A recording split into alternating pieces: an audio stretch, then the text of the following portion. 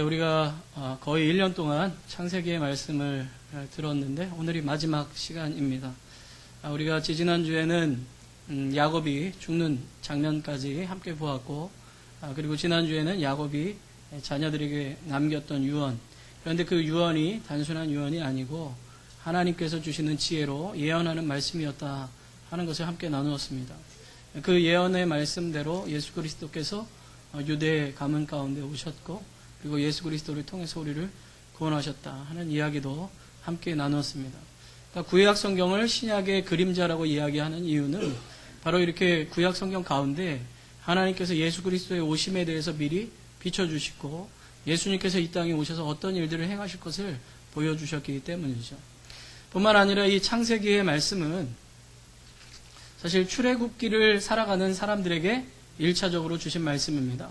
창세기를 처음에 시작하면서도 말씀드렸지만, 우리가 성경 순서는 창세기, 출애굽기, 레위기, 민수기, 신명기라는 순서의 그 모세오경이 기록되어 있지만은 사실 이것을 창세기 시대의 사람에게 줘서 물려간 것이 아니고 이스라엘 백성들을 이끄시는 하나님께서 그들에게 시내산에서 주신 말씀,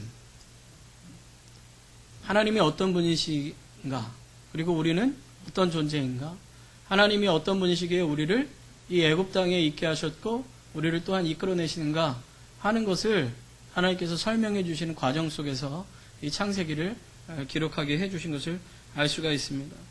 출애굽기를 보면 하나님께서 이스라엘 백성들을 애굽 땅에서 출애굽시키시죠. 애굽 땅에서 나오게 하시죠. 나오게 해 주셔서 이끌어 가시는 첫 번째 장소가 어디였냐면 시내산이에요. 1차적인 목표가 시내산이었습니다. 그래서 시내산으로 인도하신 하나님께서 그 시내산에서 이스라엘 백성들에게 하나님을 만날 장소를 짓는 법을 가르쳐 주세요. 하나님을 만나는 성막을 어떻게 지을 것인가를 가르쳐 주시고 그 성막 짓는 장면이 나옵니다. 그런데 그 하나님을 만날 장소를 이제 주셨다면 그 장소에서 어떻게 하나님을 만나야 되는가 하는 방법을 가르쳐 주신 것이 제사예요. 그것이 이제 레위기에 그대로 기록되어 있습니다. 그러니까 레위기는 시내산에서 하나님을 만나는 방법, 그리고 하나님을 만나는 데 있어서 대제사장이나 제사장이 해야 될 일들에 대해서 가르쳐 준 것입니다. 그리고 하나님을 만나는 백성들이 어떻게 성결하게 살아가야 될 것인가 하는 것을 이제 레위기에서 말씀해 주시는 거죠. 그러니까 이 시내산에서 그런 것들을 가르쳐 주시면서 모세를 하나님께서 시내산에 불러서 율법을 주십니다.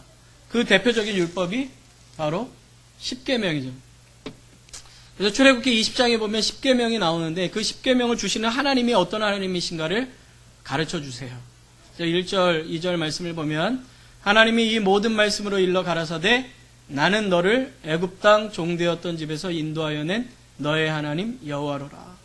하나님이 어떤 분이신지를 가르쳐 주시는 거예요. 그들을 인도하신 분이 어떤 분이신지, 그 율법을 주시는 분이 어떤 분이신지, 그들과 약속을 맺는 분이 어떤 분이신지를 가르쳐 주시는 거예요. 그 하나님이 어떤 하나님이신가? 그들을 구원하신 구원의 하나님이시며 전능의 하나님이시고 스스로 계신, 다른 신들처럼 인간이 만들어낸 그런 우상이 아니라 스스로 계셔서 역사하시고 창조하시고 다스리시는 하나님이시다라는 것을 가르쳐 주는 거죠. 그러한 것들을 이제 이 시내산에서 가르쳐 주시는데 이 율법과 함께 주신 것이 바로 말씀이라는 거예요. 그게 바로 창세기의 말씀들이라는 거죠. 너희를 구원하신 하나님은 전능하신 창조의 하나님이시며 그분이 하나님의 형상을 따라 인간을 만드셨는데 그 인간이 범죄함으로 말미암아 죽을 수밖에 없는데 그럼에도 불구하고 하나님은 여러 가지의 사건을 통해서 그들을 구원하셨다는 거죠. 가죽옷을 해 입히시기도 하고 노아를 택하셔서 방주에 들어가기도 하시고, 그리고 그들이 잘못한 해서 흩어진 가운데서도 이 아브라함의 가족을 택하셔서 그들을 구원하셨는데 그게 바로 너희 민족이고 너희 조상들이다 라고 얘기해 주는 거예요. 그러면서 이야기한 내용이기 때문에 이 창세기의 마지막 부분과 출애굽기의 첫 부분은 맞닿아 있습니다. 그래서 출애굽기의 마지막에 그들이 70명이 내려갔고 그곳에 거주하게 된 사건들을 쭉 이야기하면서 출애굽기에서는 그들이 70명이 내려갔는데 그들을 하나님께서 보고 계신다 하는 것을 얘기해 주고 있는 거죠. 어쨌든 오늘 본문은 요셉의 인생의 마지막 부분입니다. 창세기 50장 15절부터를 보면 야곱을 가나안 땅에 장사한 이후의 이야기가 펼쳐져 있어요. 야곱을 장사하고 야곱의 아들들은 다 이제 다시 고센 땅이라는 애굽으로 내려옵니다. 그런데 이 요셉의 형들 마음속에 걱정과 두려움이 있었어요. 그게 뭐냐? 그동안 요셉한테 잘못한 게 있었죠.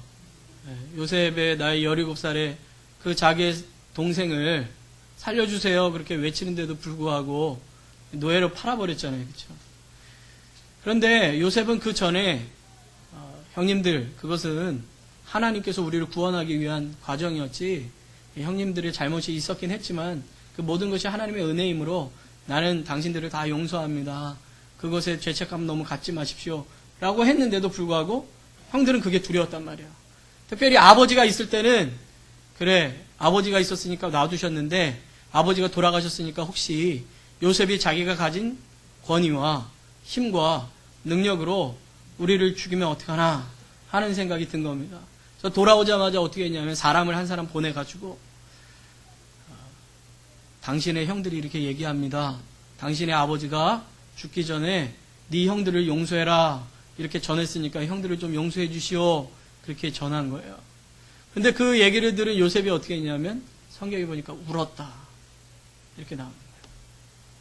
자기는 분명 용서했고 이제 이거는 오랜 세월이 지났기 때문에 다 끝난 일이라고 생각을 했는데 형들은 그 과거의 잘못을 마음에 두고 아직도 해결하지 못하고 자기 자신을 두려워하고 있다고 생각하니까 너무 마음이 아픈 거죠. 여러분 한번 생각해 보세요. 여러분의 자녀가 여러분한테 실수한 게 있어가지고 혼낸 적이 한 번 있어요. 그리고 나서는 이렇게 얘기한 거죠. 괜찮아. 이제 아버지도 다 용서해 줬으니까 이제 다 끝난 거다. 알았지? 하고 딱 끝났는데 웬걸요? 얘가 맨날 아버지 엄마만 보면 두려운 거예요. 혹시 그 일 때문에 또 혼내면 어떡하지? 10년이 지났는데도 옛날에 그 잘못 때문에 나 또 혼내면 어떡하지? 이러고 살아간다고 생각해 보세요.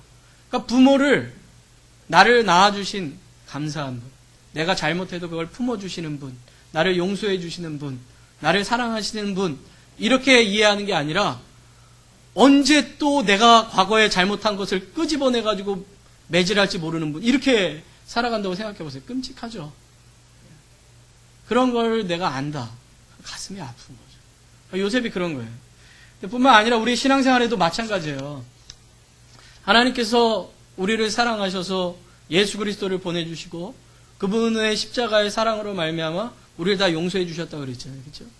그래서 우리가 하나님의 자녀된 것을 성령님으로 말미암아 깨닫게 해주셨고 그래서 하나님의 자녀로 이 땅을 살아가게 해주셨다는데 우리는 맨날 두려운 거예요. 내가 옛날에 지은 죄 때문에 하나님이 또 심판하시면 어떡하나. 구원받았는 줄 알았는데 막상 그때 가보니까 또 이거 심판하시면 어떡하지? 지옥 가면 어떡하지? 이런 두려움에 살아가는 거예요. 그래서 믿음 좋을 때는 믿음 좋았다는 게 믿음 생활 열심히 한다라고 표현할게요. 믿음 생활 열심히 할 때는 별로 문제가 안 됐는데 교회 한두 번 빠지고 헌금 생활 제대로 잘 못하고 믿음 생활하다가 좀 실수하고 그러면 나 이거 또 잘못했는데 구원 못 받으면 어떡하지? 이렇게 생각하면 안 된다는 거예요. 구원은요 나에게 있는 것이 아니라 하나님께 있다는 거죠. 하나님의 은혜로 구원받는 것이지 우리는 구원받을 만한 자격과 실력이 없다는 거예요. 성경에 보면 내가 주님을 쫓아간 게 아니라 주님이 우리를 찾아오셔서 우리를 붙잡고 인도하시는 것, 그게 성경에서 이야기해 주는 것이죠. 그런데도 불구하고 많은 사람들이 신앙생활할 때 나의 한순간 한순간에 내 모습을 보고 신앙생활에 좌절할 때가 많다는 거예요. 그러나 그렇지 않다는 거죠. 시편에 나온 말씀처럼 하나님은 우리의 죄를 동에서 서가 먼 것처럼 해주시고 깊은 바다에 던지셨어요. 근데 우리는 가끔가다 그걸 다시 끄집어내요. 낚시질하듯이 끄집어서 아이고 내가 또 잘못했는데 이런단 말이죠. 그러한 것은 온전한 신앙생활이라고 할 수가 없는 거죠. 오히려 그런 것을 하면 마치 요셉이 형들 때문에 눈물 흘리는 것처럼 주님도 얘야 내가 그렇게 용서했는데 너는 왜 죄책감으로 이 땅을 살아가니? 라고 말씀하시는 겁니다. 그러니까 여러분들 이제는 여러분 자신을 바라보면서 신앙생활을 하시는 것이 아니라 나를 구원하시고 나를 부르셔서 지금도 나를 인도하신 그 하나님을 바라보면서 죄책감이 아니라 감사와 기쁨과 평안함으로 신앙생활을 하실 수 있게 되길 바라요. 그래서 요셉이 형제들에게 뭐라고 얘기하냐면, 아니 형님 그렇게 생각하지 마십시오. 내가 하나님이겠습니까? 하나님께서 우리를 구원하기 위해서 이 모든 일을 했으니까 걱정하지 마십시오. 두려워하지 마십시오. 내가 형님들과 형님들의 자녀들을 이게 다 돌보겠습니다. 라고 얘기를 하는 거예요. 형제들이 찾아와서 엎드렸을 때도 간곡한 말로 이 요셉은 위로합니다. 그리고 요셉과 야곱의 이 가족들, 자손들은 다 이제 이 고센 땅에서 머무러 살게 되는데, 그리고 시간이 흘러서 요셉이 110세가 됐어요. 그때까지 자기의 아들들, 그들의 아들들까지도 잘 보살피면서 생활을 했습니다. 양육하면서 생활을 했어요. 그리고 나서 이제 죽을 때가 다 돼서 야곱이 유언을 남겼듯이 형제들과 자손들에게 유언을 남깁니다. 그게 오늘 우리가 읽은 창세기 50장 24절과 25절 말씀이에요. 제가 다시 한번 읽어드리면, 요셉이 그 형제에게 이르되 나는 죽으나 하나님이 너희를 권고하시고 너희를 이 땅에서 인도하여 내사 아브라함과 이삭과 야곱에게 맹세하신 땅에 이르게 하시리라. 요셉이 또 이스라엘 자손에게 맹세시켜 이르시기를 하나님이 정녕 너희를 권고하시리니 너희는 여기서 내 해골을 메고 올라가겠다 하라 하였더라. 자기의 형제들에게도 똑같이 말하고 그 다음에 자기의 후예들에게도 똑같이 말합니다. 뭐라고 말하는 거예요? 하나님이 우리를 언젠가는 이 애굽 땅에서 끌고 나갈 거라는 거예요. 그걸 믿는 거죠. 야곱이 얘기했던, 조상들이 얘기했던 그 약속을 믿는 거예요. 그것을 약속하셨던 하나님의 말씀을 믿는 거예요. 그렇기 때문에 언제인지 모르지만 우리의 하나님께서 너희들을 권고하셔서 너희들을 이끌어 나가실 때에 너희들은 나를 이곳에다 놔두지 말고 내 뼈를 가지고 나가라고 부탁을 한 거죠. 근데 여기에서 반복되는 표현이 이제 두 가지가 있어요. 제가 노란 줄로 쳐서 보여드렸는데, 하나님이 너희를 권고하시고 하나님이 정녕 너희를 권고하시리니 하는 표현입니다. 권고하다라는 표현을 우리가 잘못 이해하면, 원래 권고하다라는 그 표현은 두 가지의 뜻이 있습니다. 첫째는 권하다라는 거예요. 이렇게 하세요, 저렇게 하세요 라는 의미죠. 그러니까 하나님께서 이스라엘 백성들에게 너희들 나가라 라고 얘기한다. 근데 그 뜻이 아니에요. 이거는 두 번째 뜻이에요. 권고하다라는 말의 의미는 뭐냐면 하나님이 바라보고 계신다 라는 뜻이에요. 하나님이 지켜보고 계신다 하는 뜻이에요. 하나님이 돌보신다 하는 뜻이 권고하다라는 뜻입니다. 혹시 여러분들이 기억나실지는 모르겠지만 창세기 21장에 보면은 자식을 못 낳은 그 사라의 이야기가 나옵니다. 아브라함의 아내 사라. 사라가 자식을 못 낳는 것 때문에 너무너무 괴로워했어요. 그때 하나님께서 사라를 권고하셔서 그에게 아들을 주십니다. 그게 뭐냐? 하나님께서 그를 기억하시고 바라보시고 돌보셔서 그 마음의 아픔과 상처를 아셔서 그의 마음속에 그 아픔을 씻어주시기 위하여 아들을 주셨다는 거예요. 약속하셨던 거죠. 그게 권고하다라는 표현이죠. 그것처럼 하나님께서 언젠가 너희를 지금도 바라보고 계시지만 계속해서 바라보시다가 하나님께서 가장 좋은 때에 너희를 이제 들어서 애굽 땅에서 나가게 해주실 것이다 라는 약속을 했다는 거예요. 그런데 그것이 출애굽기에 보면은 이루어진 것을 볼 수가 있어요. 출애굽기 13장 19절 말씀 우리 같이 한번 읽어보겠습니다. 시작. 모세가 요셉의 해골을 취하였으니 이는 요셉이 이스라엘 자손으로 단단히 맹세케 하여 이르시기를 하나님이 필연 너희를 권고하시리니 너희는 나의 해골을 여기서 가지고 나가라 하였음이었더라. 아멘. 430년이 흐른 후에 하나님께서 이스라엘 백성들을 이끌고 나가시는데 그때 이스라엘 백성들이 기억한 거예요. 뭘요? 하나님께서 지켜보셔서 너희를 이끌어 나가실 때가 있는데 그때 내 뼈를 놔두지 말아라는 요셉의 말을 기억한 거예요. 그 약속대로 하나님께서 세월이 오래 흐르긴 했지만은 그 백성을 이끌어 가셨고 그래서 요셉의 뼈를 이끌어 갔다는 거죠. 여호수아 24장 32절에는 그 뼈를 이제 가나안 땅에 묻게 되는 내용이 나옵니다. 32절 말씀 보면 이스라엘 자손이 애굽에서 이끌어낸 요셉의 뼈를 세겜에 장사하였으니 이곳은 야곱이 세겜의 아비 하몰의 자손에게 금 100개를 주고 산 땅이라 그것이 요셉 자손의 기업이 되었더라. 아멘. 우리가 그 야곱이 바다나람에서 내려오다가 세겜에 머물러서 은 100개를 주고 하몰에게서 땅을 사는 장면을 봤었는데 그 얘기도 그냥 한 얘기가 아닌 거예요. 그게 왜 한 거냐? 요셉을 묻으면서 이 땅이 어떤 땅인 줄 알아? 하면서 얘기해 준 게 그 얘기인 거예요. 그러니까 하나님께서 어떤 일들을 행하시고 그들을 이끌어갈 때 어떤 일 하나하나가 그냥 된 것이 아니라 하나님의 계획과 섭리 가운데 되어 있는 것이고 결국에 요셉은 하나님께서 야곱을 통해서 준비하신 곳에 묻히게 되었다라는 것을 이야기하고 있다는 거죠. 이 모든 것을 통해서 하나님은 어떤 하나님이신가? 우리를 권고하시는 하나님. 바라보시고 지켜보시고 우리의 상황을 모두 파악하시고 그래서 그 삶 가운데 역사하셔서 우리의 삶을 인도하시는 하나님이시다라고 이야기하는 거예요. 그러니까 출애굽하는 모든 여정 속에서도 하나님이 권고하시는 장면들이 나와요. 이스라엘 백성들이 출애굽 40년 동안 나아가는데 그때 하나님께서 아주 놀라운 일들을 벌이시죠. 10가지 기적을 통해서 이스라엘 백성들을 애굽에서 나오게 하시고 홍해를 갈라서 건너게 하시는 것뿐만 아니라 이스라엘 백성들이 광야를 갈 때 하나님이 함께 하신다는 표를 보여주셔요. 그게 뭐냐? 불기둥과 구름기둥이에요. 구름기둥이 진행하면 진행하고 머무르면 머무르고 낮에는 구름기둥으로 덮어주시고 밤에는 불기둥으로 비춰주시는 거예요. 그렇게 이스라엘 백성들의 광야 40년을 인도하셨죠. 뿐만 아니라 하나 더 있죠. 만나예요. 만나와 메추라기로 먹이셨는데 이 만나가 광야 40년 뿐만 아니라 가나안 땅에 들어가서 첫 소산을 먹을 때까지 하나님께서 내려주셨다 그래요. 이스라엘 백성들이 범죄했을 때도 실수했을 때도 하나님께 원망하고 불평했을 때도 하나님은 너네들 실수했지, 원망했지, 불평했지, 오늘부터 먹는 거 다 뺏는다 이렇게 안 하셨단 말이죠.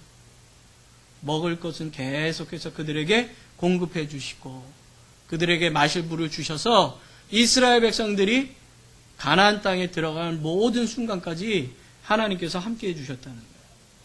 권고하다라는 표현을 다르게 표현하면 하나님은 우리와 함께 하신다라는 것과 똑같은 거예요. 구약 성경의 창세기에 나온 표현으로 하면 하나님은 우리를 감찰하신다라는 것과 똑같은 거예요.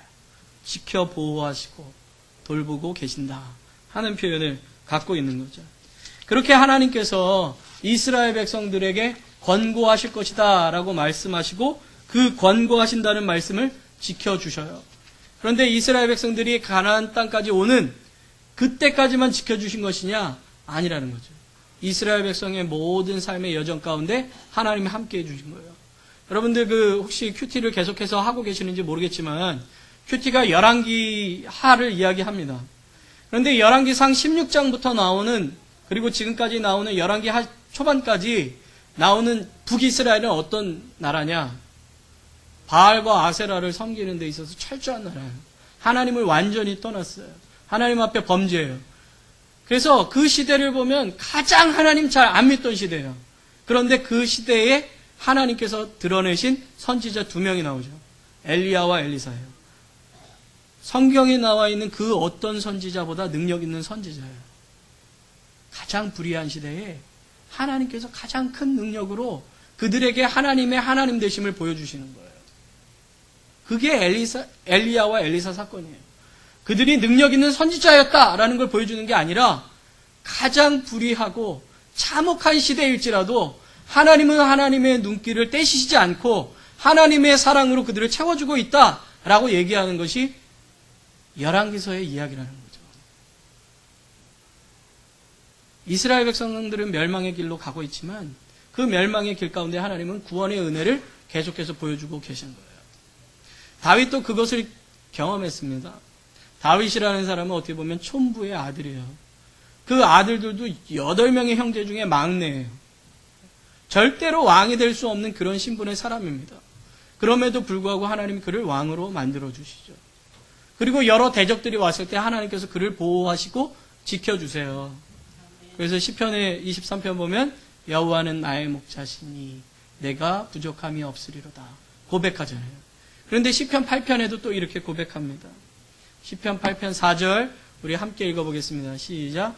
사람이 무엇이간데 주께서 저를 생각하시며 인자가 무엇이간데 주께서 저를 권고하시나이까.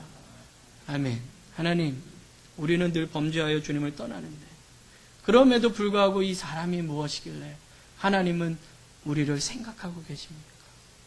이 인자가 무엇이간데 주께서 저를 권고하십니까? 지켜보고 계십니까? 돌보고 계십니까? 함께 하십니까? 라고 고백하면서 하나님을 찬양하는 거죠. 이게 다윗이 고백했던 만났던 하나님에 대한 고백과 찬양인 거예요. 베드로전서에도 이런 말씀이 나옵니다. 베드로전서 5장 7절 우리 같이 한번 읽겠습니다. 시작. 너희 염려를 다 주께 맡겨버리라. 이는 저가 너희를 권고하심이니라. 아멘. 이 베드로전서는 흩어져 있는 아시아에 흩어져 있는 그리스도인들, 나그네들에게 쓴 편지입니다. 왜 흩어졌느냐? 여러 가지 박해와 어려움 속에서 흩어져 있는 거야. 그곳에서 믿음 생활을 하는데도 여전히 힘들고 어려운 겁니다. 그래서 그들의 마음속에는 하나님이 정말 살아계시다면 우리가 왜 이 고생을 해야 되는가? 우리가 지금 믿음 생활 제대로 하고 있는가? 하는 것에 대한 염려와 걱정과 근심이 있는 거예요. 그런 자들에게 너희는 택하신 족속이요 왕같은 제사장이라고 이야기하면서 야, 하나님이 어떤 하나님이신지 아니? 너희를 권고하시는 하나님이시다. 너희의 걱정과 염려는 다 주님께 맡겨라. 하나님께서 너희의 삶을 인도하신다. 네 눈에는 보이지 않는 것 같아도 하나님은 너를 바라보고 계시고 하나님이 네 곁에 계시지 않는 것 같아도 하나님은 그 고난 가운데 너를 업고 가시는 하나님이시다 라고 성경이 이야기하고 있는 거죠. 그래서 베드로가 그 이야기를 사람들에게 하는 겁니다. 너희 염려는 다 주께 맡겨. 하나님께서 너를 권고하고 계시는 거야 라고 말씀하고 있는 거죠. 그래서 그 하나님의 권고하심을 경험했던 바울이 고린도서에 이렇게 이야기합니다. 고린도전서 15장 10절 한 번 더 읽겠습니다. 시작. 그러나 나의 나된 것은 하나님의 은혜로 된 것이니 내게 주신 그의 은혜가 헛되지 아니하여 내가 모든 사도보다 더 많이 수고하였으나 내가 아니요 오직 나와 함께 하신 하나님의 은혜로라. 아멘. 바울이 어떤 사람이었습니까? 사울이라는 이름을 가질 때는 교회를 핍박하던 사람이에요. 예루살렘에서만 뿐만이 아니라 다메섹까지 가가지고 예수님 믿는 사람 다 잡아오려고 가던 사람입니다. 그런데 그러한 사람에게 예수님께서 나타나시죠. 그리고 그의 눈을 감기셨다가 다시 뜨게 해주셨을 때 예전의 것이 아닌 이제 주님께서 보여주시는 것을 보고 주님께서 인도하시는 길을 가게 됩니다. 그래서 그가 이방인의 사도로서의 사역을 감당하게 되는 거예요. 그런 전도 여행을 통해서 교회를 세웠는데 이 고린도 교회가 바울에게 이렇게 얘기하는 거예요. 당신이 무슨 사도의 자격이 있냐? 당신이 무슨 사도냐? 바울이 세웠는데도 불구하고 바울에게 네가 무슨 사도야? 이렇게 얘기하는 거예요, 성도들이. 왜냐하면 그때 당시에 사도는 어떤 사람이냐? 예수님이 사역하시는 모든 사역 가운데 함께하고 예수님의 죽으심과 부활하심을 목격한 자들을 사도로 세웠어요. 그래서 마띠아라는 사람을 사도로 세울 때 그런 자격 조건 속에서 기도하면서 뽑은 사람이라는 거죠. 근데 바울은요, 예수님의 공생애와도 상관없고 예수님의 죽음과 부활도 직접 목격하지 않았던 사람이잖아요. 그러니까 고린도 교회가 네가 무슨 자격이 있어서 사도야 라고 얘기했을 때 사도행전의 이야기를 이야기하면서 그래 나는 자격도 없고 죄인 중에 계시며 아무것도 한 거 없다. 그러나 내가 사도 될 자격이 있어서가 아니라 나를 부르시고 나를 세우시는 하나님으로 말미암아 내가 사도로서 이 일을 하는 것이다. 내가 열심히 일했다. 바다에 빠질 뻔한 적도 있었고 매도 엄청나게 두드려 맞고 채찍도 맞았지만 난 그러나 예수님만 전했다. 그런데 내가 이걸 자랑하는 게 아니다. 나로 나되게 하신 분이 예수 그리스도시기 때문에 오직 나와 함께 하신 하나님의 은혜 때문에 내가 이 자리까지 올 수 있었다라는 것을 고백하는 거예요. 우리의 신앙도 마찬가지라는 거죠. 우리가 예수님을 믿게 된 것, 우리가 예수님 안에 살아가게 된 것, 지금도 우리가 그리스도 예수 안에 있게 된 모든 것들이 내가 스스로 예수님 믿을 만한 자격 있고 능력 있어서가 아니라 우리를 권고하시고 바라보시는 그 하나님의 은혜로 말미암아 내가 나됐다 라고 성경이 이야기하고 있는 것입니다. 그렇기 때문에 우리가 신앙생활을 할 때는 걱정과 두려움과 염려 속에서 살아가는 것이 아니라 나를 부르시고 나를 구원하시고 지금도 나와 함께 하시는 주님을 바라보면서 감사하고 기뻐하고 그 주님께 모든 것을 의탁하면서 믿음 속에서 승리하며 살아가는 거예요. 내가 승리하는 게 아니에요. 영적 싸움은 내가 싸우는 게 아니에요. 모든 걸 승리하신 주님께서 나와 함께 하시기에 내가 그분을 붙잡고 가는 싸움인 거예요. 그렇기 때문에 영적인 싸움은 질 수가 없어요. 왜요? 주님이 나를 붙잡아 주셨기 때문이죠. 우리가 이따가도 성찬식을 하겠지만 성찬식의 의미가 뭡니까? 주님이 내 안에, 내가 주님 안에 있다는 것을 고백하는 것이고, 그래서 주님께서 나를 하나님의 나라에서 장차 그분과 함께 거하게 될 것이라는 것을 고백하는 자리거든요. 그 주님이 우리를 그렇게 사랑하십니다. 창세기에 나와 있는 그 모든 이야기가 아브라함과 이삭과 야곱의 이야기가 아니라 바로 저와 여러분의 이야기고 우리의 자손들의 이야기가 될 것이고 우리의 삶 가운데 역사하시는 하나님의 이야기라는 것을 기억하시면서 지금도 나를 권고하시고 나를 인도하시는 그 하나님으로 말미암아 주님을 찬양하고 감사하며 승리하는 믿음의 모든 하나님의 자녀들이 되시기를 축원합니다. 기도하겠습니다. 좋으신 하나님 감사합니다. 우리가 구원받은 것, 우리가 하나님 안에 살아가게 된 것, 그 모든 것들은 하나님의 은혜로 된 것입니다. 이제는 주님께서 우리와 함께 하심을 기억하며 주님 안에서 승리하며 살아가게 하시고 하나님이 우리를 권고하신다는 내용을 우리만 아는 것이 아니라 우리의 다음 세대들에게 요셉이 전한 것처럼 우리도 전하게 하시고 우리의 형제들에게 요셉이 전한 것처럼 전할 수 있는 우리들이 될 수 있도록 주여 인도하여 주시옵소서. 예수님의 이름으로 기도하옵나이다. 아멘.